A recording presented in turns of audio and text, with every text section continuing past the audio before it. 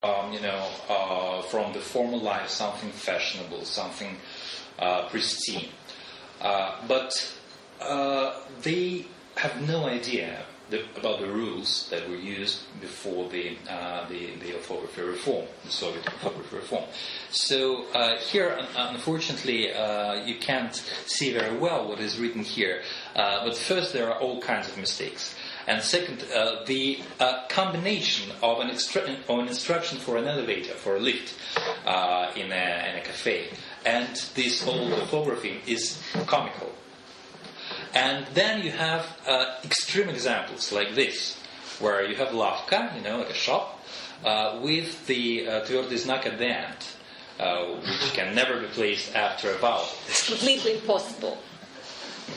Also, it's considered glamorous, so this small shop feels better using this tвердый знак in the wrong place. And you see how glamorous it is.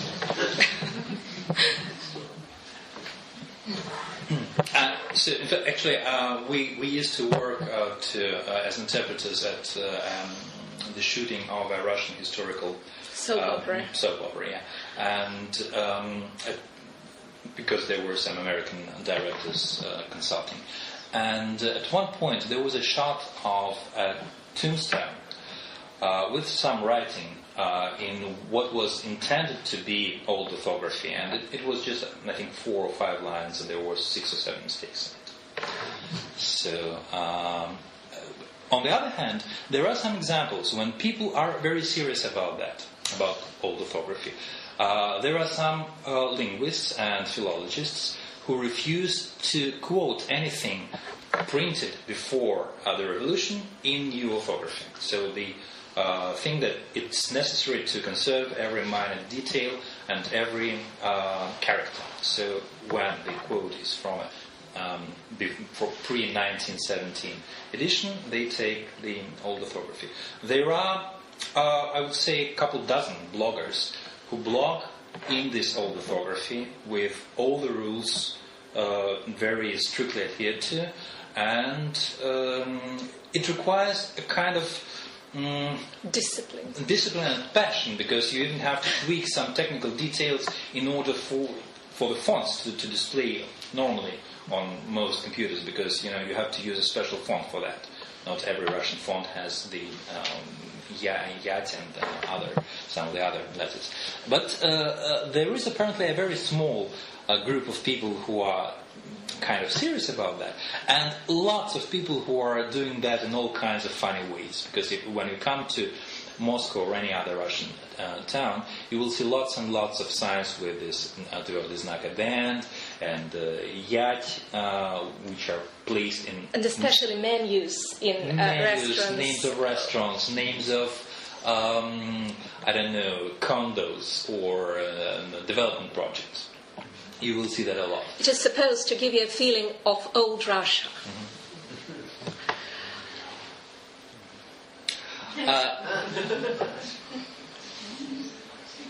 Yeah.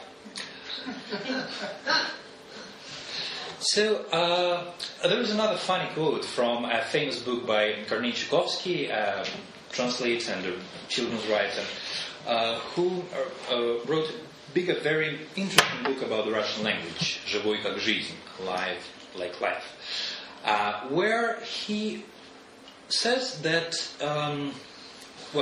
in a few days we will be celebrating 50 years of Russia launching man into space.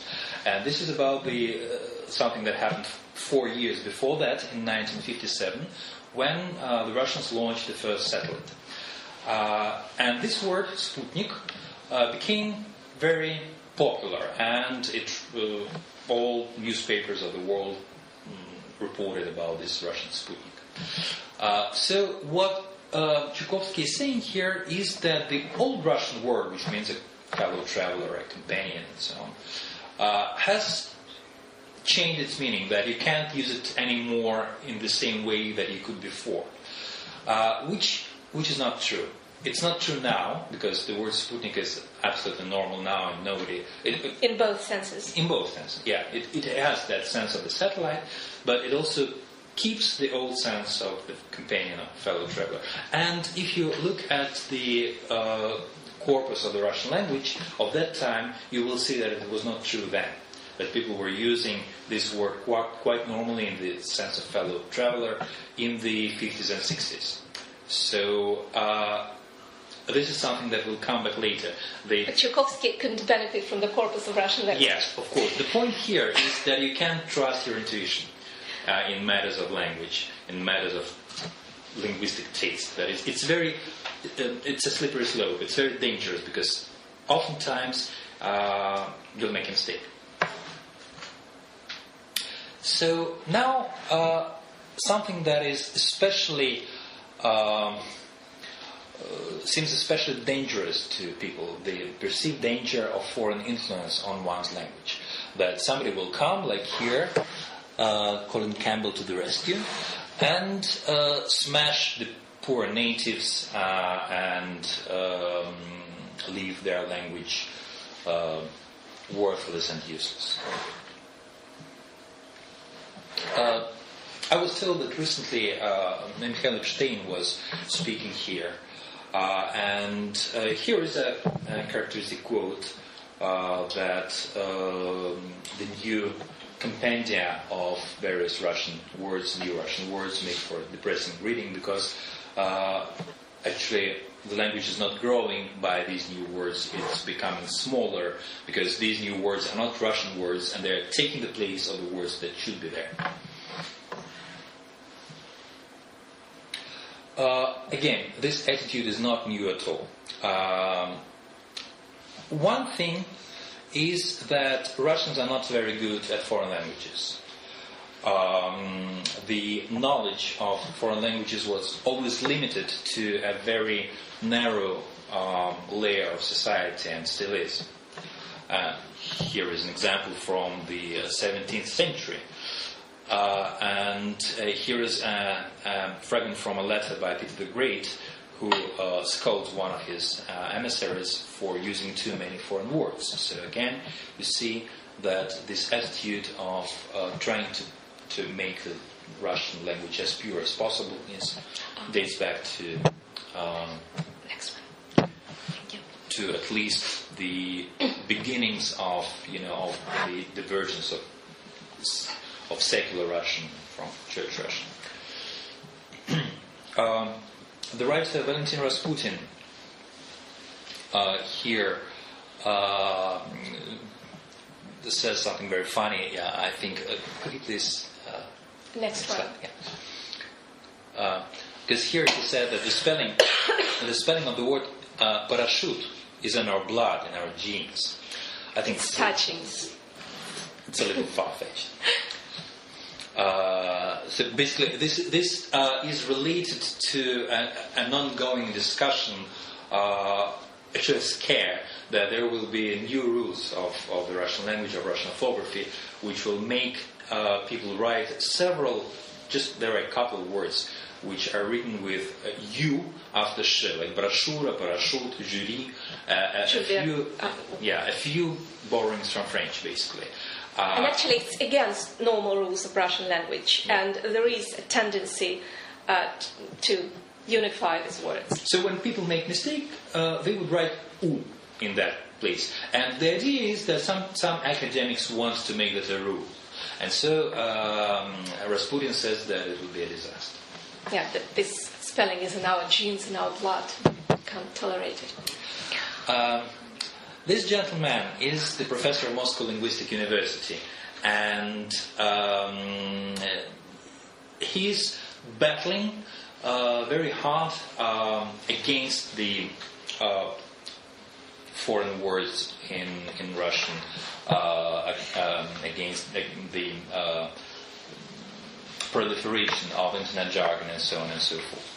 Some of these things that some of the examples he quotes, I can't even decipher. For example, what is this "Вам наш national message русскому comeback"? We don't know what it means. But he once talked at our conference at Moscow State University. Could you please, next slide? And once more. Yeah. And that's what he said. This is a report this is a report of Federal Russian Language Day, some kind of a, I don't know, a celebration in order to safeguard the Russian language. And the official report said that this gentleman презентовал на пресс-конференции концепцию лингвистической культурной безопасности. Not one Russian word. Безопасности. And he himself at the conference, after raging for an hour about Russian language that borrows too many words, said that he would like to презентовать вип-персонам номер журнала, and our students asked him to translate back into Russian, which he failed to do.